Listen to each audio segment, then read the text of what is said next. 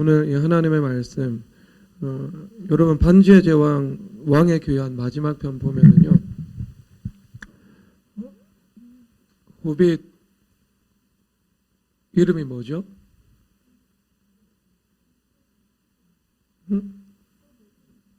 프로도. 프로도가 이 절대 반지를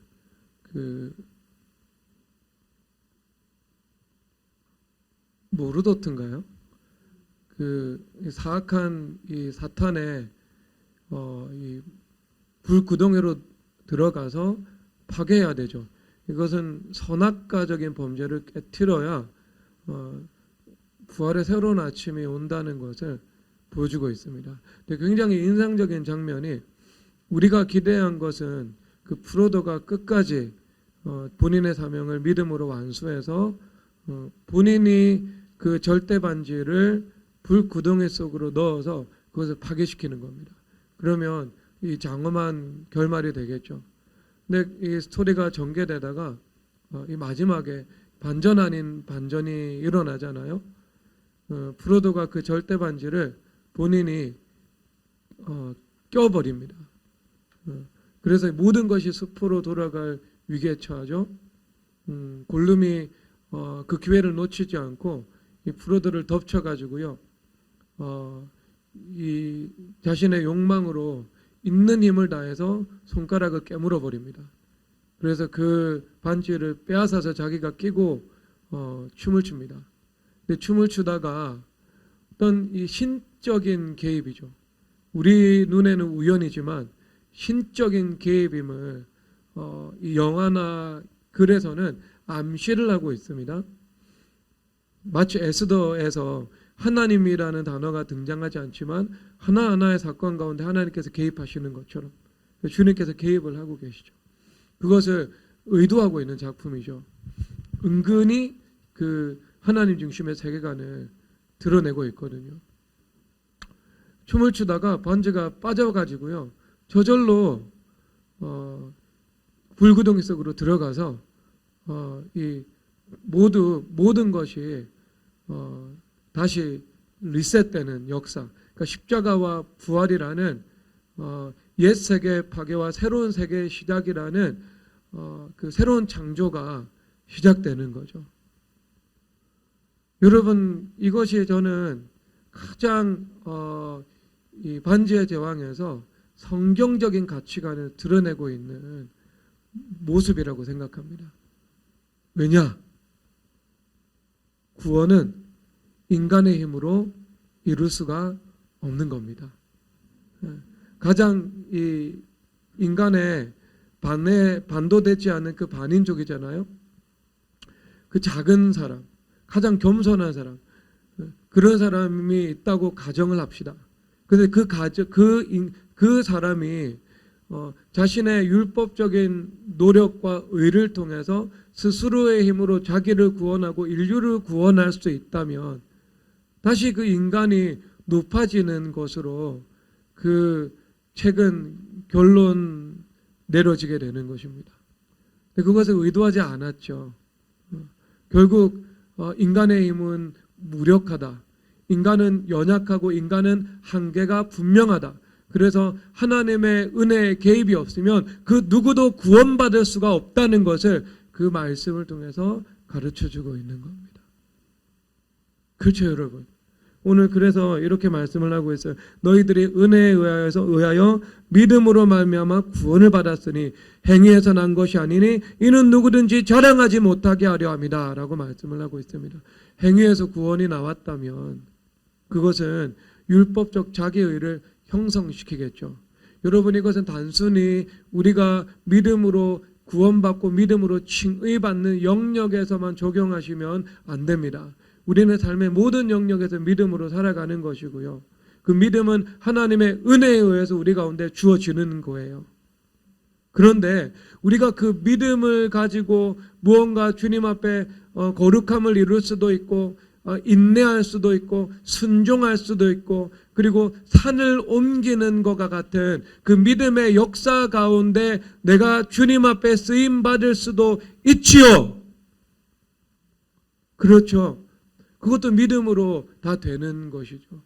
믿음으로 하나님의 그 자체도 은혜에 의해서 이루어지는 것이라 우리는 이룬 거룩함에 대해서도 자랑할 수가 없고 믿음의 큰 역사를 내가 감당한 것에 대해서도 자랑할 수가 없고 내가 인내해서 약속을 받은 것에 대해서도 자랑할 수가 없고 기도해서 기도의 응답을 체험한 것에 대해서도 자랑할 수가 없죠. 왜? 그것은 행위에서 난 것이 아니기 때문입니다.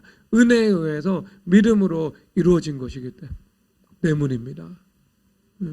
하나님 시작 알파도 은혜고 그 과정도 하나님의 은혜이기 때문에 자기 의가 개입되거나 자기가 영광받을 만한 구석이 조금도 없다는 것을 말씀하고 있는 겁니다.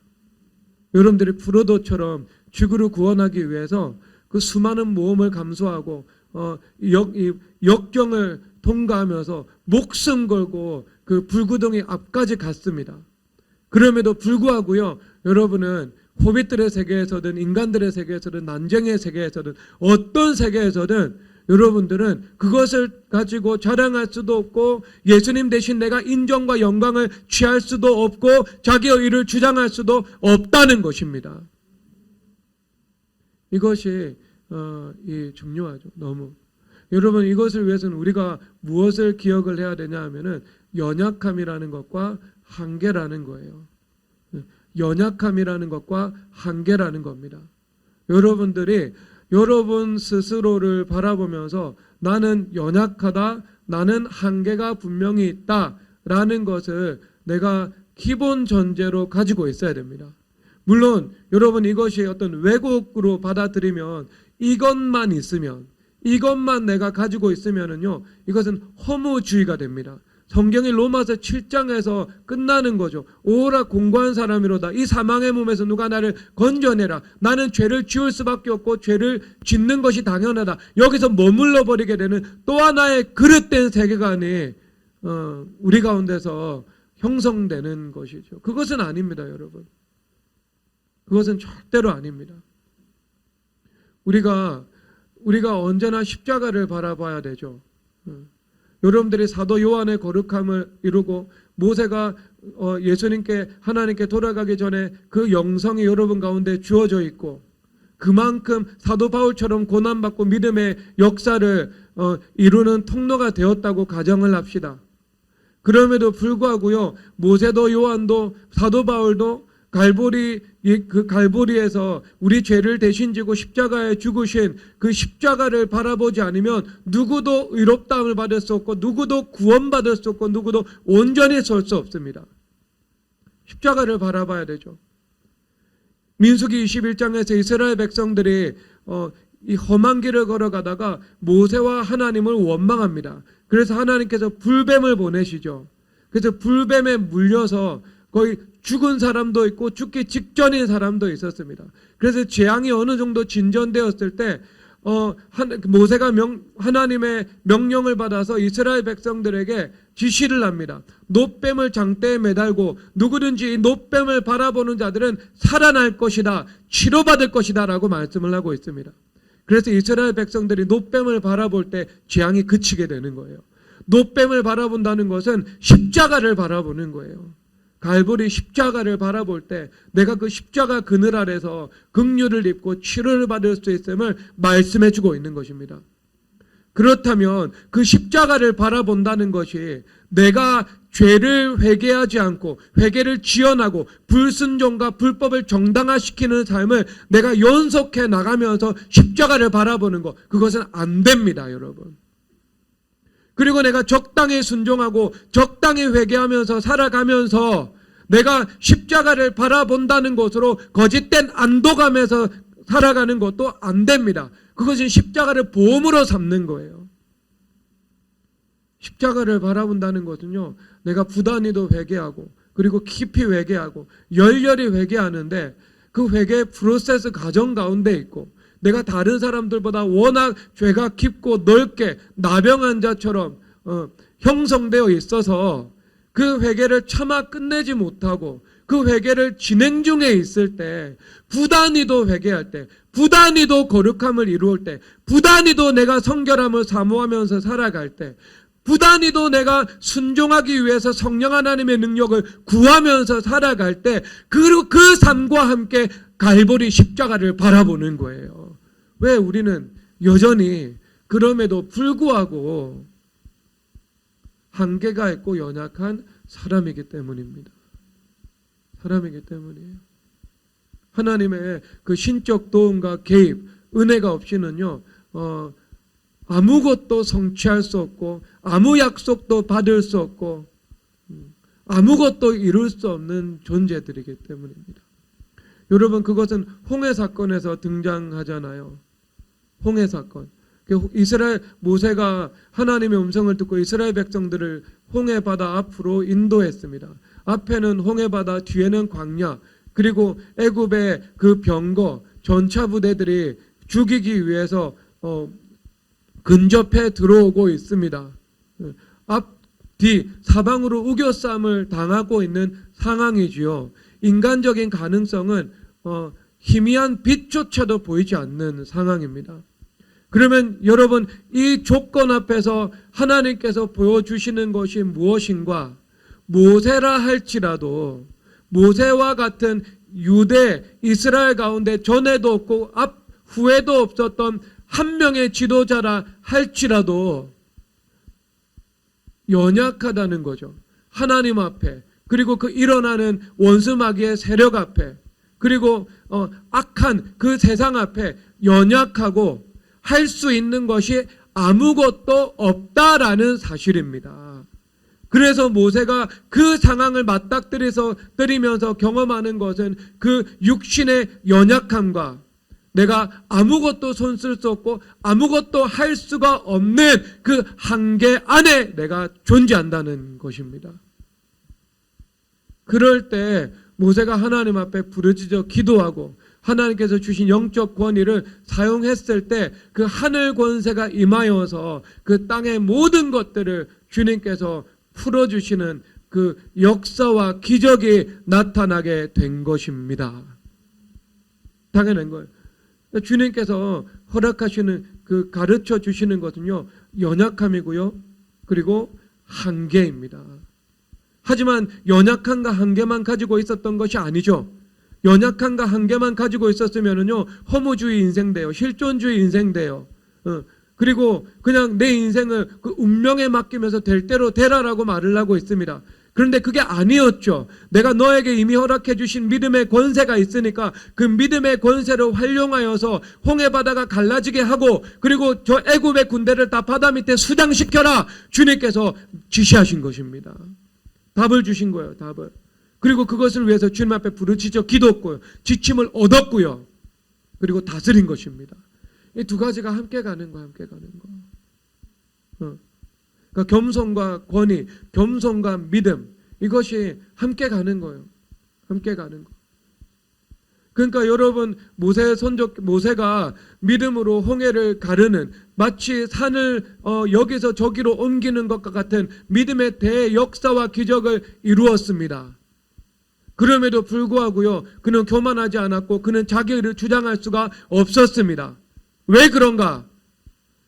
자기의 연약함과 한계를 알았기 때문입니다. 그것은 그 인간의 연약함과 한계의 영역 그 밖에서 전능하신 하나님의 역사로 이루신 일이기 때문입니다. 하나님의 찬양받을 것은 하나님의 주권이요, 하나님의 경륜이고 하나님의 성품이신 것이죠. 인간이 자랑할 만한 것은 그 어느 것도 주어져 있지 않다는 것입니다. 그래서 우리가 이것이 율법적인 요소에 대해서도 자기가 형성될 수 있지만은요, 율법적인 요소가 아닌 일에 대해서도, 그러니까 영적인 일에 대해서도, 믿음의 일에 대해서도, 거룩함의 일에 대해서도 우리가 자기의가 형성되어서는 안 되는 거예요. 내가 정말 믿음으로 주님 앞에 반응해서 회개하여 성결함을 이루었습니다. 그 이룬 성결에 대해서도 자랑할 것이 되지 못하는 거죠. 그렇죠. 성결에 그릇된 자기의가 형성되면 안 되는 거예요. 내 성결을 기반으로 주님께서 일하시는 게 아니고요. 하나님께서 나의 성결을 통해서 일하시고 하나님께서 나에게 성결을 요구하세요. 하나님께서 부단히도 하나님의 나라가 우리 안에 이루어져서 내 삶이 천국이 되는 것을 너무나도 원하세요. 그리고 그것과 함께 때가 참에 하나님의 일을 준비하시고 계획하시고 실행하시고 집행하십니다. 그럼에도 불구하고 하나님께서 일하시는 근거가 나의 성결함에 있는 것은 또한 아니라는 것입니다. 성결함은 충분 조건이 되지 않아요. 필요 조건은 됩니다.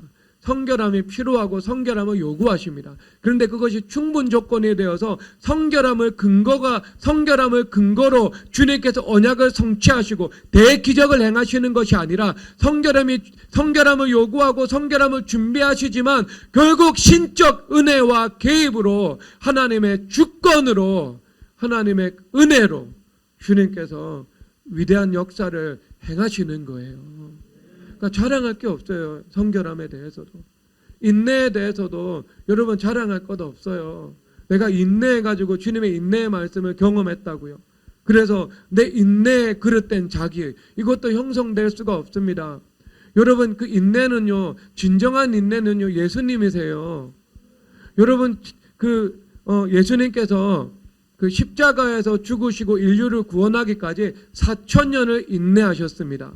여러분, 구원 협약, 즉 제2위의 하나님이신 성자 예수님께서 육신의 몸을 입고 이 땅 가운데 오셔서 우리의 죄를 대신 지고 죽으시고 3일 만에 부활하셔서 새로운 구원의 역사를 이루어 나가시는 것, 그래서 원수 마귀를 심판하시는 것, 이것은 장세 전에 기획된 일입니다. 그래서 이것을 성삼위 하나님의 구원 협약이라고 합니다. 신학적으로는요. 주님께서 장세 전에 나와 있잖아요. 여러분, 에베소서 말씀을 보면 여러분들을 하나님께서 구원하기로 언제 예정하셨다고요? 장세전에 예정하셨다고요. 여러분들이 구원받고 천국 백성 될 것이요, 예수님께서 이 하늘과 땅을 만들기도 전에 이미 결정해 놓으신 거라는 말입니다.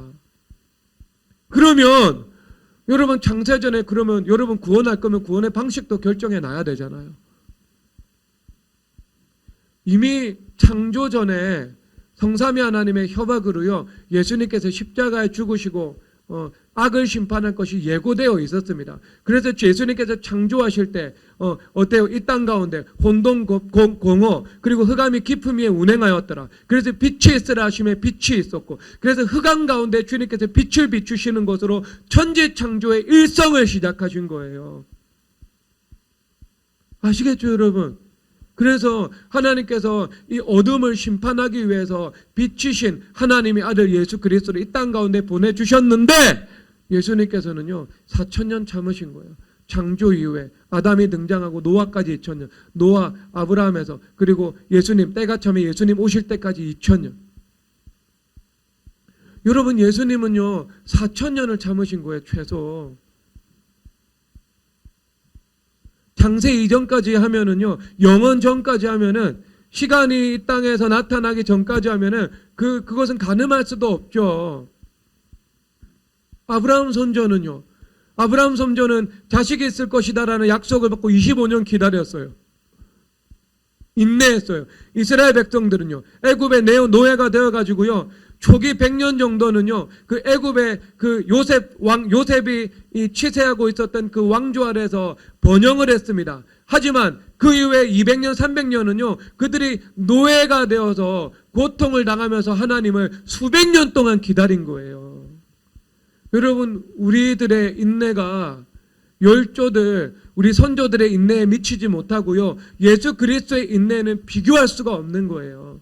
근데 내가 인내해서 무엇을 받았다, 여러분, 절대로 주님 앞에 그런 일들로서 경거망동하거나 기고만장해지면 안 되는 것입니다. 그것은 내 인내로 주어진 것이 아니고요, 인내는 약속이 성취될 때 성경의 법적 원리상 응당 있어야 하는 것이고요, 응당 있는 것인데, 인내가 직접적인 요인이 되어서 하나님께서 역사하신 것이 아니고요, 그 직접적인 요인, 제1되는 요인은요, 하나님의 은혜인 거예요. 하나님의 이 절대 주권에 있는 것이고요. 하나님의 은혜, 그 은혜에서 나온 신적 개입으로 인하여서 그 모든 복되고 선한 일들이 우리 눈앞에 나타나게 된 것입니다. 자랑할 게 없죠, 여러분. 없어요. 아무것도 자랑할 게 없어요.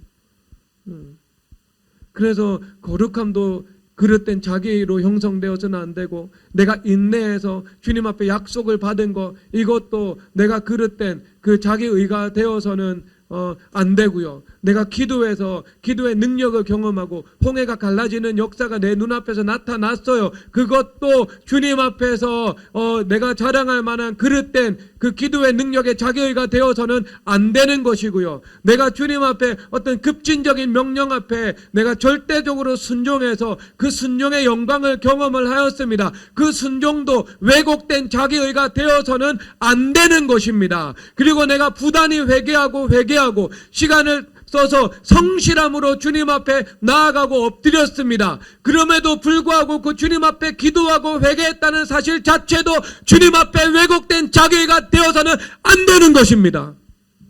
어떤 것도 자기의가 되어서는 안 되는 거예요. 주님 앞에서 말을 하고 있잖아요. 우리는 뭐가 없다고요? 자랑할 것이 없다고요. 누구든지 자랑하지 못하게 하려 함이라고요. 행위에서 난 것이 아니라고요. 여러분, 모든 것은요, 갈보리 십자가 은혜를 통해서 주어지는 거예요.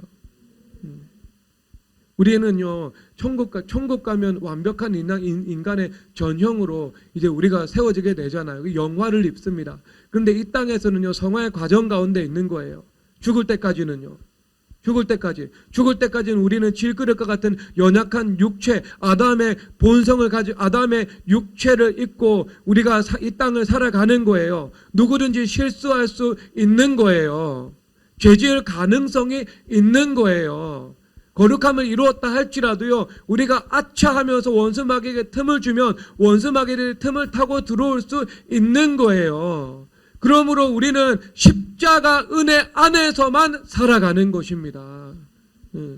모든 선한 것들, 모든 은혜들, 모든 좋은 것들, 모든 약속의 성취들, 모든 기적들, 모든 믿음의 대역사들은 결국 나의 어떠함에 근거하는 것이 아니고요. 그것이 필요하지만 주님께서 믿음을 요구하시지만 너희들이 믿을 때 믿지 않으면 하나님의 영광을 볼 수 없고 믿을 때 하나님의 영광을 볼 것이다. 너희들이 천국 열쇠를 사용해서 땅에서 풀어야 풀리고 묶어야 묶인다. 그래서 너희들이 기도해야 된다. 그리고 너희들이 인내하지 않으면 뒤를 돌아서면 너희들이 약속한 것을 받지 못한다. 믿음으로 인내해야 된다. 주님께서 말씀하고 계시지만 그것을 요구하고 계시지만 그것에 근거해서 하나님께서 여러분들에게 기적을 베푸시고 약속을 베푸시는 것이 아니라는 겁니다. 그것은 주님께서 요구하시는 것이지만 그 요구한 것이 이루어진 것 자체도 은혜잖아요. 그 자체도 은혜이기 때문에 논리적으로 자랑할 수가 없어요. 그런데 하나님께서 그것을 어느 정도 근거로 삼으시고 주님께서 역사하셨다 하더라도요, 주님께서 역사하신 그 근거는 하나님의 말씀에 있고 하나님의 주권에 있고 하나님의 작정에 있는 것이기 때문에요, 우리는 더더욱 자랑할 수가 없는 것입니다. 뿐만 아니라 하나님께서는 그 모든 조건이 우리 가운데 모세 수준으로, 바울 수준으로, 요한 사도 수준으로 구비되었다 할지라도요, 은혜로 구비된 것이지만 그 하나님과 우리 사이에 무한에 가까운 그 간극, 그것은요, 십자가의 은혜로 주님께서 채워주신 거예요. 그렇죠, 여러분. 진정한 온전함은 예수 그리스도잖아요. 진정한 이 온전함은 예수 그리스도거든요. 근데 하나님의 아들 예수 그리스도와 그리고 그분에 의해서 지음을 받은 피조물인 티끌과 먼지와 같은 죄와 같은 우리 이 사이에는 이게 인간의 힘으로 뛰어넘을 수 없는 격차가 존재하잖아요. 그렇죠. 그러니까 그것을 누가 채워주신다고요? 예수 그리스도의 십자가의 은혜와 사랑으로 채워주시는 거예요. 그래서 로마서 8장 4절에서 뭐라고 말씀을 하고 있어요? 하나님께서 그 육신의 죄를 정하사 율법의 요구가 이루어지게 하려 하심이라 이렇게 말씀을 하고 있습니다. 그 육신은요 예수 그리스도의 육신이에요. 그래서 우리의 죄를 예수 그리스도의 십자가로 옮기는 거예요. 그래서 우리가 율법의 요구가 우리 가운데 이루어지게 되는 것이지요. 그 율법의 완벽한 요구, 율법의 이 무한의 요구, 율법의 천국의 그 요구, 땅에 있는 피조물인 우리는요 그 무한한 간극을 뛰어넘는 것이 가능하지 않습니다. 가능하지 않아요. 그래서 하나님의 아들 되신 예수님께서 이 땅 가운데 우리를 찾아오신 거죠. 그래서 우리의 죄를 대신 지고 십자가에 죽으시고 우리를 구원하신 거예요. 그리고 그 예수님께서 성령 하나님을 통해서 우리 가운데 오셔서 우리 가운데 거룩함을 이루어 나가시고 천국을 이루어 나가시는 것입니다. 주님께서요. 그래서 하나님의 은혜로 되는 것이고요. 그리고 그 절대적인 격차가 있잖아요. 하나님의 아들이시고 우리는 인간 피조물이라는 그 절대적인 격차가 있잖아요. 그것을 십자가의 은혜로 주님께서 다 채워주시는 겁니다. 율법의 요구가 육신의 죄를 정하사 우리 안에서 이루어지게 되는 것입니다. 그러면 여러분 자랑한다는 것은 논리적으로도 합당하지 않고 주님 앞에 얼마나 우리가 정말 부끄러운 일인지 아셔야 되는 것입니다. 모든 영역에 대해서 마찬가지입니다. 여러분 특히 뭐 자녀도 마찬가지예요. 우리 교회 어떤 자매님이 그 회개 노트를 봤는데 거기서 주말 캠프에 하면서 아이들이 양육받고 있는 사진이 올라오잖아요. 영상이 올라와요. 그럼 자기 자녀가 좀 잘하고 있는 그 모습이 보이니까요. 순간적으로 어떤 만족과 도취나 그런 비교하는 의식이 들어왔다고 그러더라고요. 근데 저는 그것까지 제가 가늠을 하지 않고 올렸거든요. 그랬다면 제가 절대 안 올렸을 거예요. 그런데 올리든 올리지 않든 여러분 그 자녀들에 대해서 심지어 여러분들이 조금의 만족이나 도취나 비교의식이나 아니면 그것이 반대로 간 열등감이나 이런 것들이 존재해서는 안 되는 거예요. 그러면 머리 대신 예수 그리스도께서 영광 받으실 수 없는 상태가 되는 것입니다. 내가 영광 받는 거죠. 내 자기 의를 가지고요 하나님께 돌아갈 영광을 내가 훔쳐가는 겁니다. 그래서 여러분 그런 이 자녀에 대해서도요 여러분들이 자녀를 사랑해야 되고 또 자녀를 존중할 수 있어야 되고 권위로 훈계할 수 있어야 되고 기도할 수 있어야 되고 당연히 그렇죠.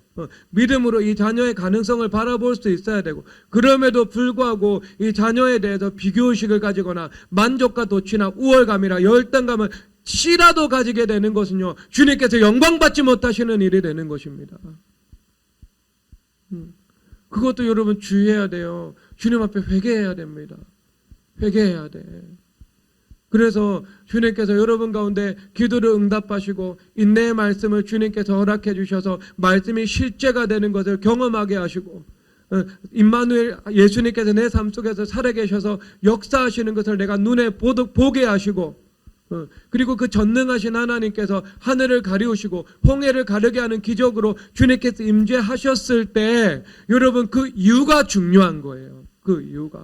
그 이유에 내가 그 자기의 의를 거기서 추가시켜서는 안 되는 거예요.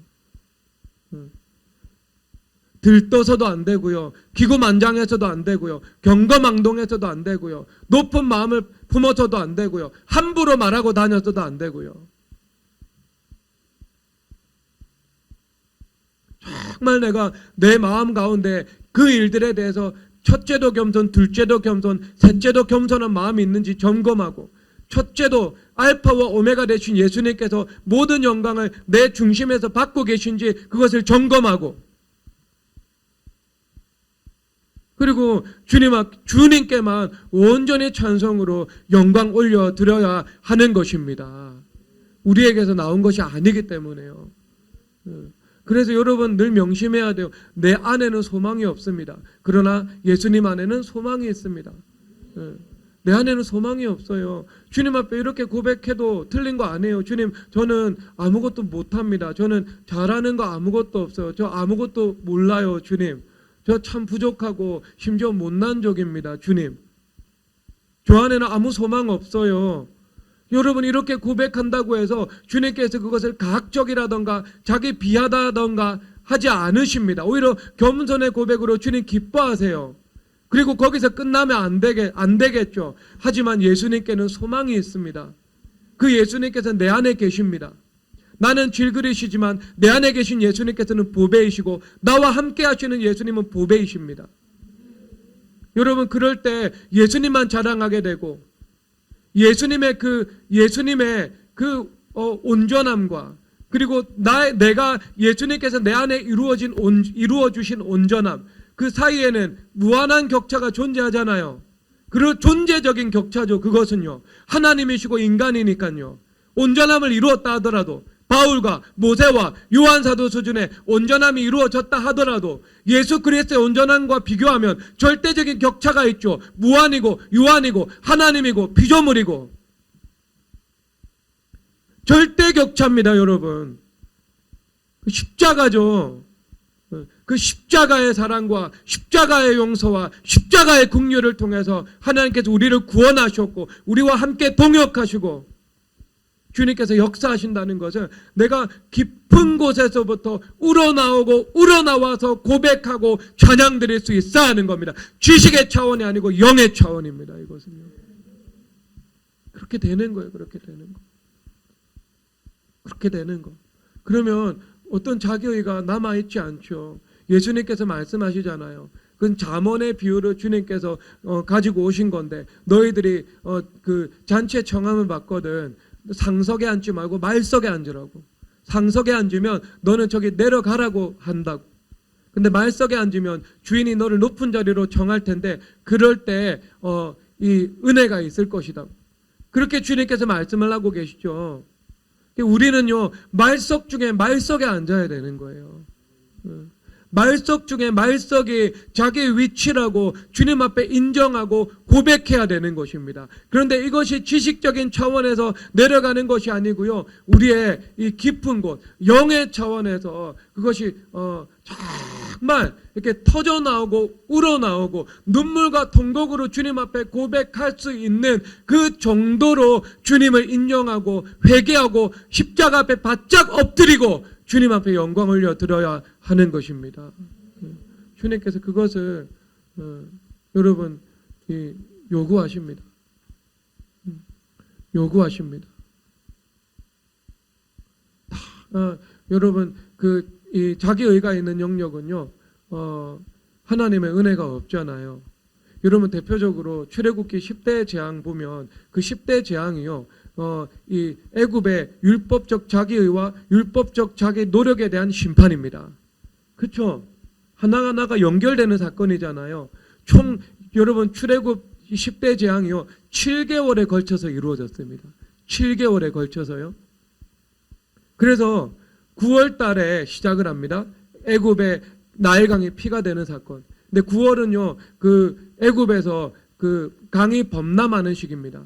그래서 애굽의 모든 이 농사력 근원, 로마 제국의 농업 생산량의 70%를 나일강 그 주변에 있는 그 지역의 농토에서 감당을 했거든요. 그러면 이 나일강이 범람하는 거죠. 범람해서 옥토를 만들어 버리는 거예요. 그래서 그 땅에서 경작을 하는 겁니다.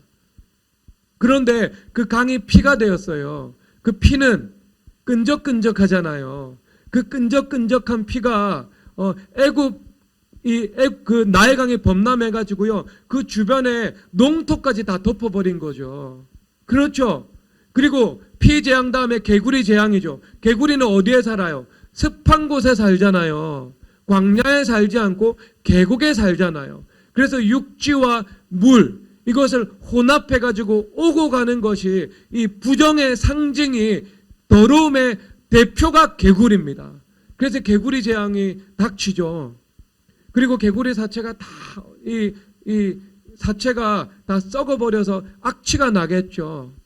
그렇죠. 그래서 그 다음에 인데 그 인은 각닭이라고 하는 그 근동에 있는 이 모기의 종류입니다. 그러니까 모기가 사람하고 짐승에게 들러붙어 가지고요 괴롭게 하는 거죠. 모기도 습한 곳에 살아요. 그리고 그 다음에 파리 재앙이죠. 파리는요 더러운 곳에 삽니다. 더러운 곳에요. 그래서 불결한 그 환경 가운데 파리 재앙이 나타나서 애굽 사람들을 쳐버린 거죠. 그렇죠. 그리고 그런 더러운 환경 속에서 이제 무엇이 창궐하겠어요? 전염병이 창궐하는 거예요. 그래서 그 악질, 질병, 짐승의 악질이 임해요. 그래서 축산업에 이 파산 선고가 이루어집니다. 그러면 축산업이 망했으면 그때 주님 앞에 엎드려 회개해야 되죠. 지금 다 망하고 있잖아요. 애굽의 젖줄, 나일강 망했어요. 그렇죠. 그 다음에 농토, 옥토가 당분간은 제대로 경작할 수 없을 정도로 악취나는 땅으로 쓸 수 없는 땅으로 변해버렸어요. 그리고 그 다음에 신체적으로 고통을 가하다가 실질적으로 축산업에 어떤 괴멸 수준의 타격을 입어버렸습니다.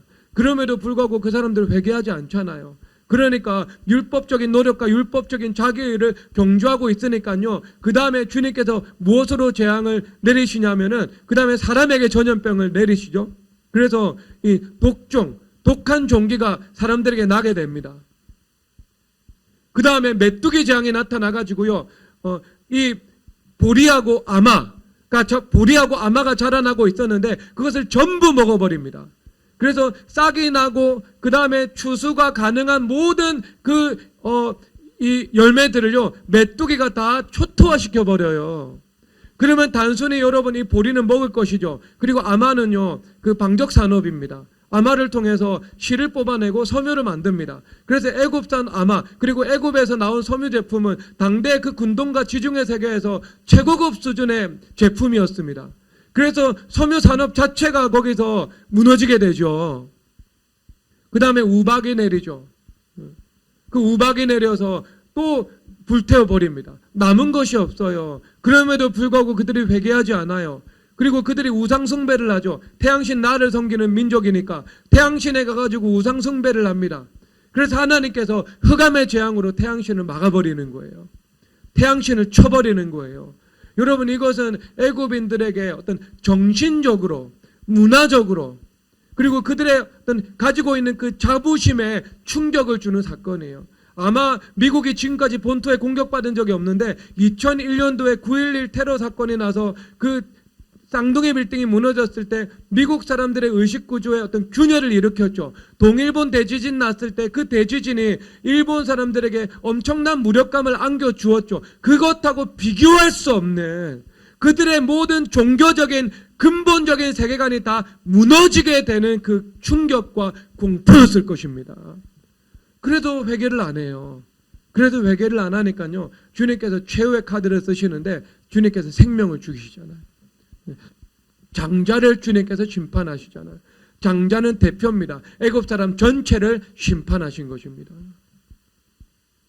여러분 그 인간이 이것이 하나가 어떤 논리적인 연관성을 가지고요. 개연성을 가지고 주님께서 일하시고 계신 거잖아요. 그런데 공통분모로 존재하는 것이 뭐예요? 인간의 그 애굽의 세상의 율법적인 자기의와 자기 노력인 거예요. 그것에 주님께서 모조리 괴멸적인 타격을 다 가해버려서 세상을 의지할 수 없도록 우상을 의지할 수 없도록 주님께서 만들어버리신 것입니다. 그런데 여러분 그때 이스라엘 백성들은 믿음으로 어린 양의 피를 문설주와 임방에 바르잖아요. 그래서 주님께서 그 피를 보고 그 재앙을 내리시지 않고 주님께서 건너가시는 그 구원의 역사가 이루어지게 되는 거죠. 우리 미래교회 성도님들의 인생과 가정과 영역 가운데 주님께서 어린 양의 피로 이마와 문설주와 임방에 피를 뿌리고 바르고 덮으시기를 주 예수 그리스도의 이름으로 축복합니다. 그러면 여러분 단지 그 피만 바르고 안주하는 인생 살아가면 안 되죠. 피 바르고 구원을 받았는데 광야에서 멸망한 이스라엘 백성들이 참 많지요. 여호수아와 갈렙 같은 믿음의 진취성을 가지고 감사로 믿음으로 전능하신 하나님에 대한 고백으로 나아갔던 사람들만이 가나안의 안식에 들어가는 하나님의 은혜를 누린 것입니다. 순종하지 못한 자들, 믿지 못한 자들은요, 안식에 들어가지 못한 거예요.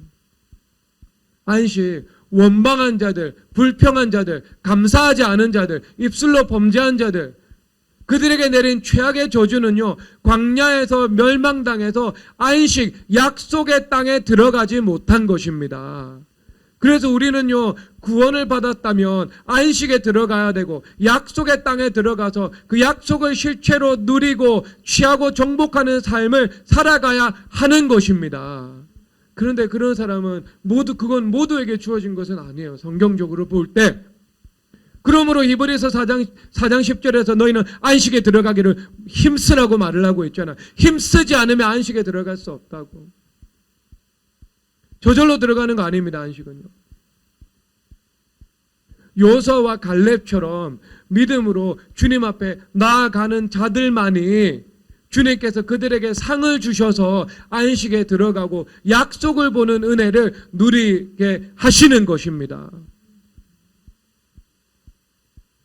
그러므로 우리가 십자가를 바라본다는 것은요, 기계적으로 십자가 바라보는 것 아닙니다. 보험용으로 십자가 바라보는 것 아닙니다. 내가 마음대로 살고 하나님 뜻대로 살지 않고 있는데 반은 순종하고 반은 불순종하고 있는데 내가 그 불순종하는 그 영역에 대해서 주님 덮어주십시오. 그런 용도로 사용하는 것이 십자가를 바라보는 거 아닙니다. 바라보지 않는 것보다는 낫지만 하지만 주님께서 그렇게 바라보라고 하신 것이 아닙니다.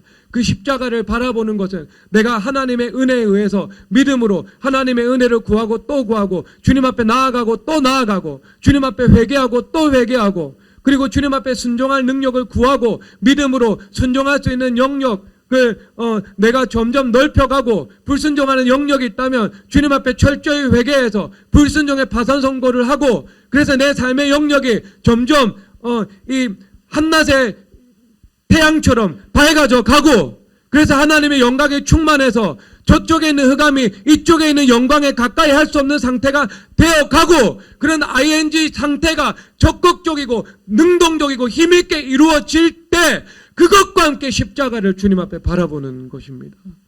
그러면 우리가 그런 삶을 경주할 때 거룩한 신부로 준비되고 있다면 그 승리의 기름 부으심으로 그 길을 전진하면서 걸어가고 있다면 주님께서 그 부족한 거 은혜 안에서 십자가로 주님께서 가려주시고 덮어주십니다. 그래서 어린 양의 피를 임방과 물선주의 바름으로 재앙과 심판이 지나갈 수 있도록 넘어갈 수 있도록 주님께서 은혜를 베풀어 주시는 것입니다. 베풀어 주시는 것입니다. 그 은혜 구해야 됩니다, 여러분.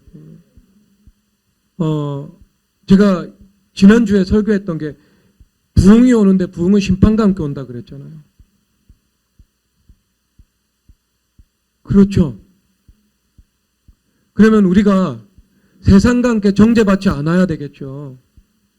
세상과 함께 정죄받지 않는 길은요, 내가 스스로 나를 살피고 근신하는 길입니다. 내가 나를 스스로 분별하면서 내가 주님의 법에 저촉되는 것, 성경 말씀과 어긋나는 것, 하나님의 뜻에 순종하지 못하고 있는 것을 내가 주님의 성령 하나님께서 도우시는 그 때와 은혜를 따라서 하나하나 찾아가지고 다 뿌리를 뽑아내는 거예요. 그래서 어제보다 오늘 더 성결해지고 오늘보다 내일 더 거룩해져야 되는 거예요. 그리고 그것이 어떤 이 지지부진한 상태로 머물러 있는 것이 아니고 일진일퇴 속에서 공방전을 하고 있는 것이 아니라 내가 승리의 기름 부으심이 임하여서 내가 한 걸음 한 걸음이라도 스텝 바이 스텝으로 전진하고 있어야 되는 겁니다. 그래야 주님께서 6월절 어린 양의 피로 문설주와 임방에 바르셔서 그 재앙이 여러분들을 넘어가게 되는 유월하게 되는 그 은혜를 주님께서 허락해 주실 것입니다. 여러분 세상과 함께 심판당하지 않기를 주님의 이름으로 축복합니다. 그러려면 내가 나를 스스로 살피고 내가 스스로 나를 심판하고 내가 스스로 나의 무릎을 주님 앞에 꿇어서 회개하는 길로 나아가야 합니다. 어떤 영역에서도 율법적 자기의와 자기 노력으로 경주하는 영역이 없도록, 그리고 어떤 내 삶의 세밀한 영역에 대해서도 그것이 선하고 거룩한 것이라 할지라도 주님 앞에 조금의 자기의도 주장하지 않고 만족과 도취로 주님의 영광을 훔치지 않도록 우리가 나를 살피고 엎드리고 십자가 앞에서 바짝 내가 나를 낮추어야 하는 것입니다. 갈보리 십자가 바라봐야 돼요, 여러분. 지금은 갈보리 십자가 바라볼 때입니다, 여러분. 오늘이 부활절이지만 지금 그 부활을 우리가 실체로 경험하고 약속을 은혜로 누리기 위해서는요, 갈보리 십자가 바라봐야 돼요. 지금 그럴 때입니다, 여러분. 지금 그럴 때입니다. 제가 오늘 3시 45분에 일어나서 4시 10분, 15분쯤 교회 왔나요? 그리고 10시 반까지인가요? 정말 사력을 다해 주님 앞에 부르짖어 회개기도 드렸거든요. 왜? 아직 너무 모자란 게 너무 많아서. 정말 부단히도 회개한다고 최선을 다해서 주님 앞에 이 시간을 보낸다고 생각을 했는데, 뚜껑을 열고 그 하나님께서 원하시는 온전함과 내가 현재 이루어진 그 수준의 차이, 그러니까 절대적인 온전함이 그리스도의 절대적인 온전함이 아니라 상대적인 온전함, 그 주님께서 원하시는 표준과 그리고 이 주님 현재 저의 위치, 이것을 보니까 너무 이 차이가 너무 많아가지고요, 정말 주님 앞에 너무 죄송하고 정말 이 회개하지 않을 수 없더라고요. 정말 사력을 다해서 주님 앞에 부르짖어 회개하면서 하나님의 자비와 긍휼만을 구했습니다. 자비와 긍휼만을 구할 수밖에 없었습니다. 여러분, 한편으로는 그것이 이 육신의 연약함과 한계를 주님 앞에 인정할 수밖에 없고, 겸손히 무릎 꿇을 수밖에 없고, 믿음과 성결의 자기를 조금도 주장할 수 없는 그 파산 상태에 불과하다는 것을 알기 때문에 알기 때문에 복이 되는 면이 있습니다. 하지만 언제나 그것 자체가 복이지만 거기서 머물면 안 되죠. 그것 자체가 복이지만 이제 그 복에서 나아가서 정말 주님 앞에 그 온전함에 이르는 역사가 우리 가운데 이루어져야 하는 것입니다. 주님 앞에 어긋나는 것이면 내가 음란이든 아니면 정욕이든 주님 앞에 회개해서 주 예수 그리스도 보혈의 능력으로 철저히 뿌리를 뽑아내야 하는 것입니다. 여러분, 우리 삶의 모든 영역 가운데 우리 안에 묻어있는 그 불순물들, 부정한 것들, 더러운 것들, 여러분 주님 앞에 나아가서 해결 받으시기를 바랍니다. 하나님은 은혜세요. 하나님이 십자가 용서를 통해서 주십니다. 그래서 주님께서 모세를 통해서 일하신 것, 아브라함을 통해서 일하신 것, 바울을 통해서 일하신 역사를 보면 언제나 하나님의 신실하심이 부각됩니다. 아브라함도 실수했죠. 아브라함이 아내를 누이라고 말한 적이 2번 있습니다. 그러면 언약이 어떻게 되겠습니까? 그 후반부의 실수는 이삭의 출생 이후라면 그 전반부의 실수는 이삭의 출생 이전이죠.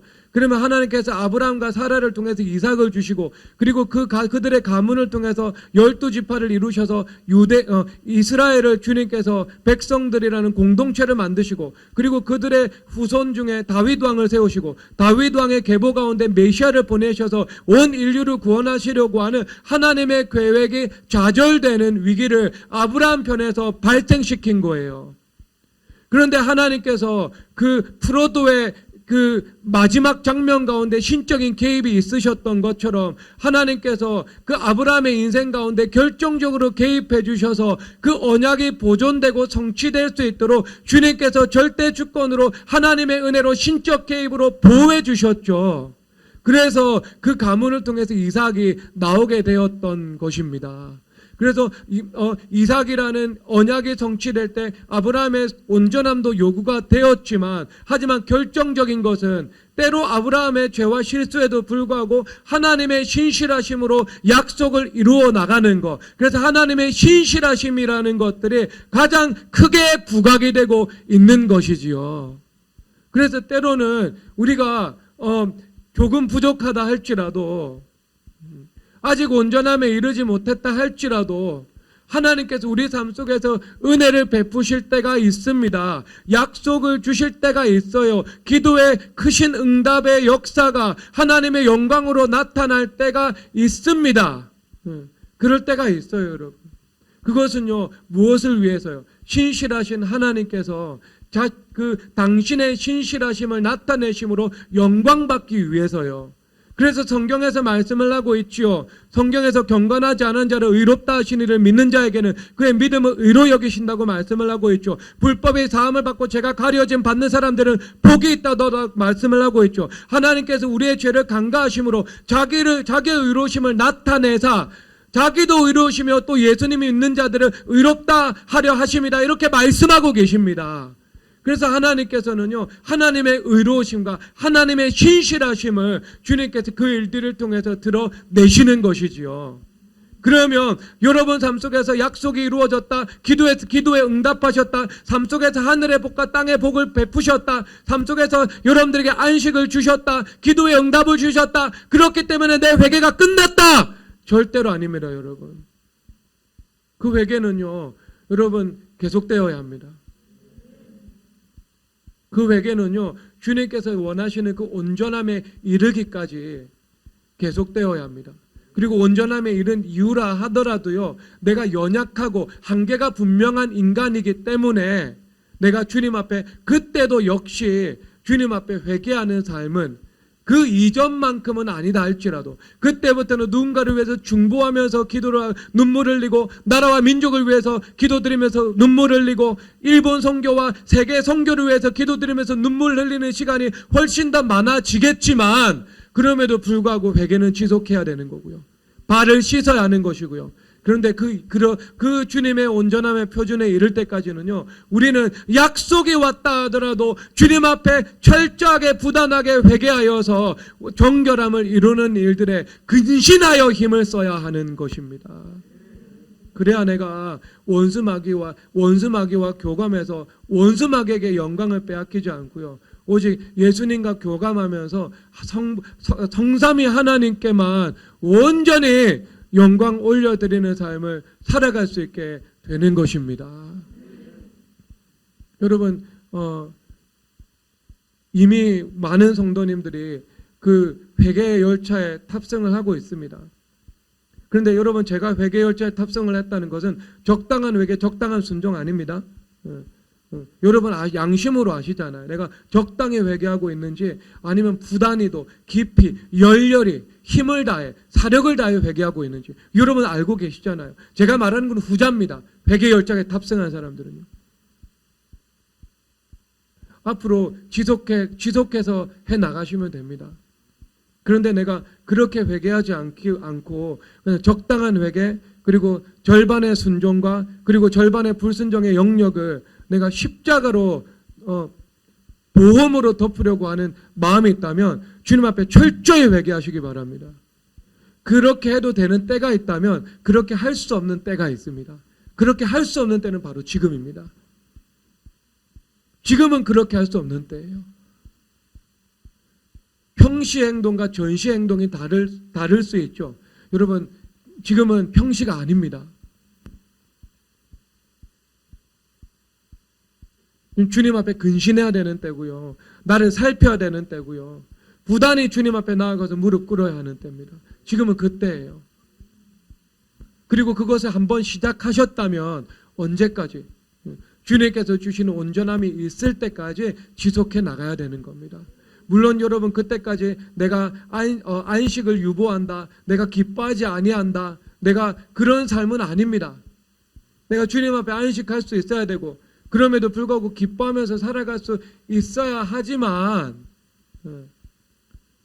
내가 주님 앞에서 기뻐하고 안식을 누린다는 이유로 주님 앞에서 마땅히 살펴야 될 나 자신을 살피지 아니하고, 마땅히 내가 십자가에 가져갈 죄악을 가져가지 아니하고, 마땅히 내가 무릎 꿇을 수 있는 시간이고 주님께서 원하심에도 불구하고 다른 것에 허비하면서 나태함으로 시간을 보내고, 그렇게 해서는 절대로 안 되는 것입니다. 그거는 회개 열차에 탑승한 것이 아니에요. 아직 그 변경에 있거나 그 밖에 있는 것입니다.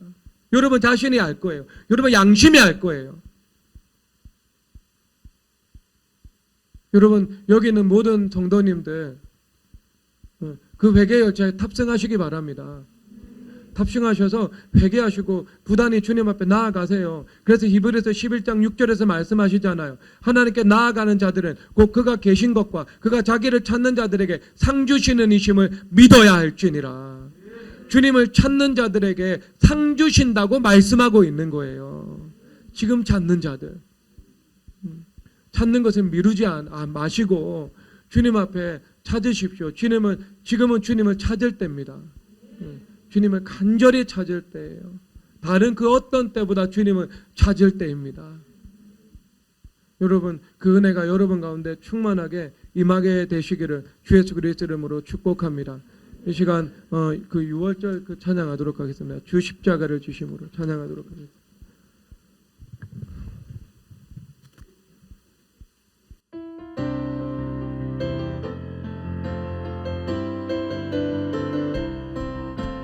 주 십자가를 지심으로 죄인을 구속하셨으니 그 피를 보고 믿는 자는 주님의 진노 면하겠네.